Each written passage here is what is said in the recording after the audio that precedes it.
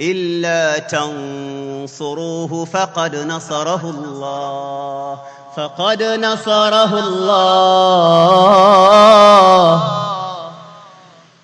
نصره الله إذ أخرجه الذين كفروا ثاني اثنين